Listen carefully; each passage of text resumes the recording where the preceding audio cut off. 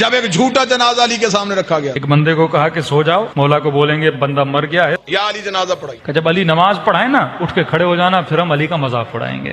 مسلمان شرارتیں نہیں چھوڑتا. تو ایک بندہ لیٹ گیا, جنازہ پڑھانے سے پہلے ہی علی نے کہا کون ہے اس کا جنازہ لے کے؟ یا علی ہمارا دوست تھا بیچارہ, اس کا انتقال ہو گیا ہے. امام نے کہا دیکھو کسی اور سے پڑھا لو, علی سے نہ پڑھاؤ. کہا نہیں یا علی آپ ہی پڑھائیں, نبی کے صحابی ہیں, آپ کا درجہ, آپ کا مقام. کہ دیکھو پھر کہہ رہا ہوں مجھ سے نہ پڑھاؤ, کیونکہ میں جب نیت کروں گا تو نیت یہی کروں گا نماز جنازہ پڑھا رہا ہوں. بہرحال انہوں نے اصرار کیا, مولا علی آ گئے. امام نے نیت کی, نماز جنازہ کی اور نماز پڑھانا شروع کر دی. یہ اس انتظار میں تھے ابھی اٹھے گا, ابھی اٹھے گا. نماز ختم ہو گئی, اٹھائی نہیں. اور ایک جناب آگے بڑھا اور اس کو اٹھانے کی کوشش کی, بھائی اٹھ جاؤ نماز ختم ہو گئی, کہیں تجھے نیند تو نہیں آ گئی. علی مسکرائی, علی نے مصلی چھوڑ کے کہا صرف مرا ہی نہیں ہے, قیامت والے دن ہر کوئی اٹھے گا, یہ پھر بھی نہیں اٹھے گا. مولا یہ کیوں نہیں اٹھے گا؟